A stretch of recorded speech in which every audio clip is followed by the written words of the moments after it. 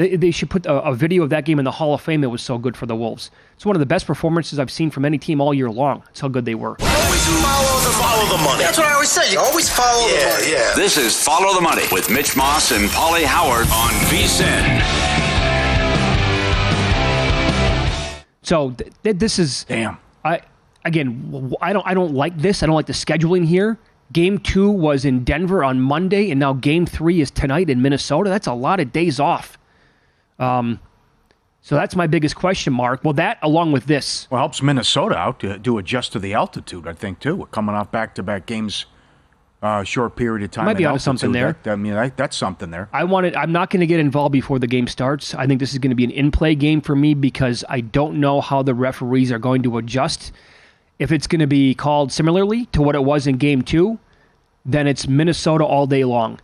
If they call fouls on the Wolves for being a little too physical, and that's going to be an ongoing theme, and maybe, the series is going to get extended, right? Because they don't want to sweep here, then it might be a look on Denver in this game. If they're calling Minnesota and they're in some early foul trouble, which, by the way, we said that after Game 1, there's a good chance that Cat could be in foul trouble a lot of this series. That's what I'm going to have my eye on tonight for live in-play wagering.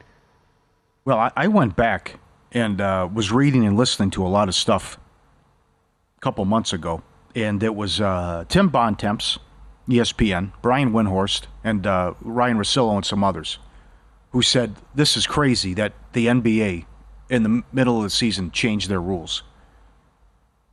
And if anyone, the team that was going to benefit the most, the Minnesota Timberwolves, just because of the number one defense and how they play, and if you're suddenly not going to call fouls, how much that helps them out. And I didn't see it. And they also made the case that it was really going to help out the Knicks, too, because of the physicality. But Bontemps reiterated it again on his podcast with Brian Windhorst, that no one has benefited from the rule changes like the Minnesota Timberwolves.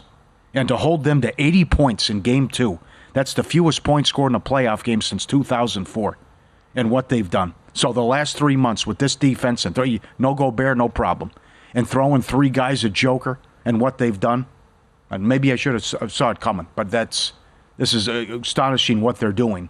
And they're catching 7 in Game 2, and now they're laying 4.5. Yeah, that's right. So you're right. I want to see the killer instinct. They're saying all the right things. Conley said, listen, they're the champs. They're going to come out with everything. We got to be ready to go, and I hope that's the case.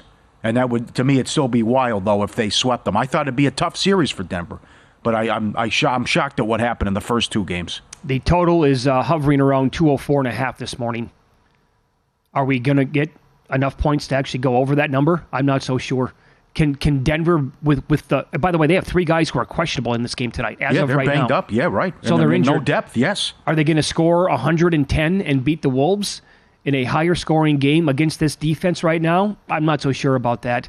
I think the Wolves have to kind of keep that same game plan they had in Game 2 and beyond that. And that is when they have... And they can use their length with McDaniels. They can use Alexander Walker. They can use some other guys. They're picking up full court. You saw the look on Murray's face. Mm-hmm. He turned into a child in the first quarter of the last game. He was crying so much. And that's because of how difficult the Wolves can make it defensively overall as a team. So I don't know why their plan would change at all going into this game.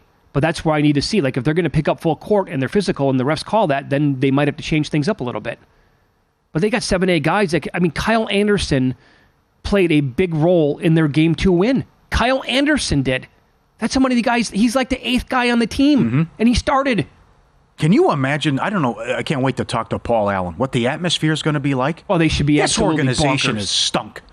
Organization has been terrible since they came into the league, with exception of 1 year.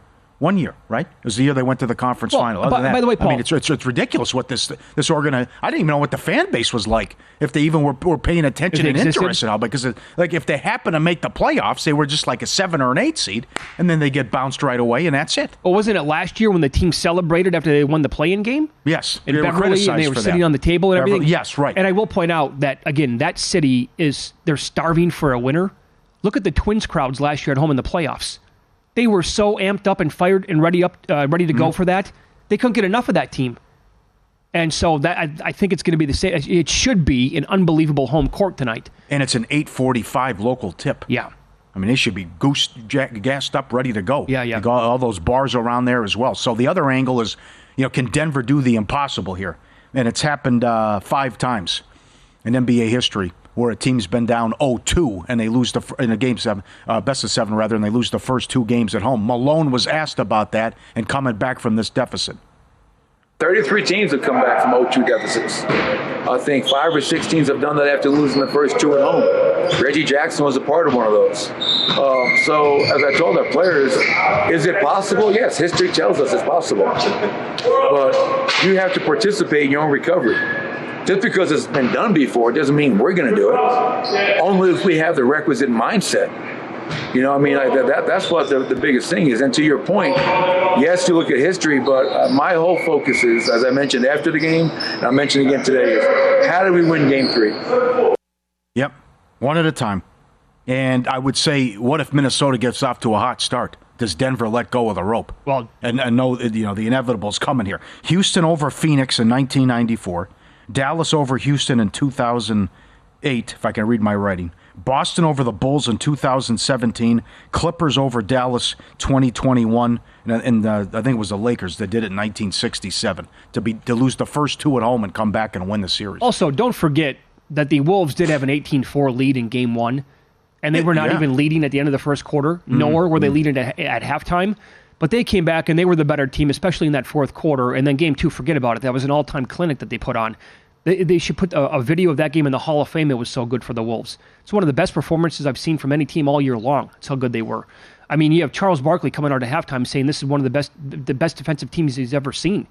Other people, Bill Simmons calling it the best defensive team in 20 years in the NBA. That's how good they are. But it does, the narrative here completely changes if the Nuggets can go there and win this game tonight. Yeah. Doesn't matter if they win by 1. Well, I guess it could matter if they win and they look great doing so and they win by like double digits, then it does change things, I think, and how people are going to look at the series.